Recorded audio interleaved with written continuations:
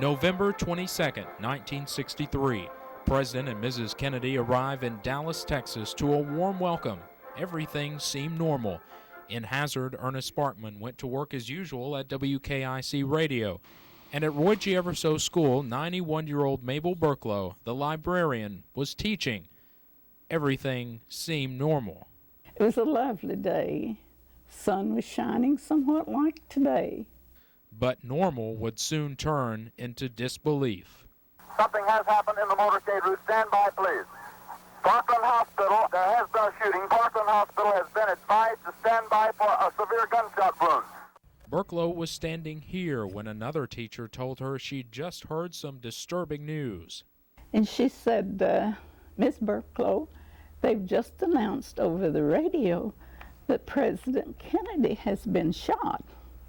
Well, we were speechless. And, of course, we didn't want to upset the students who were seated in here. Announcing the news on the radio in Hazard was Ernest Sparkman.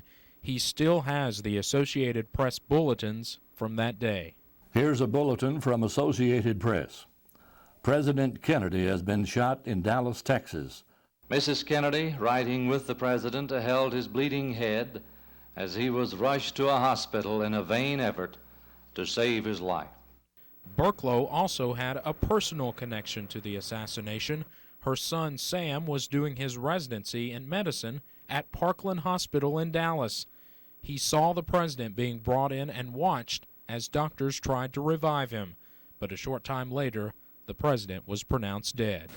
From Dallas, Texas, the flash, apparently official, President Kennedy died at 1 p.m. Central Standard Time, 2 o'clock Eastern Standard Time, some 38 minutes ago.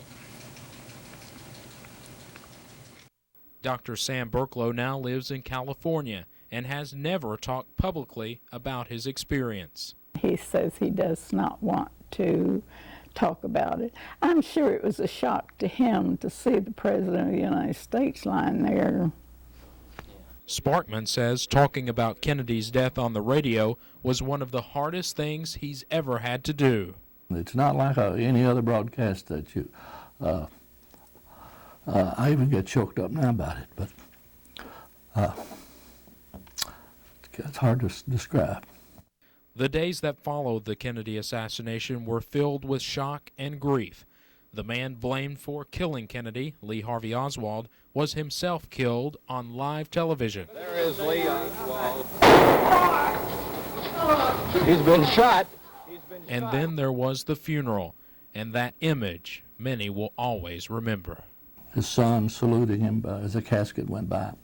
That was hard, real hard for America to watch television, and there was nothing else on.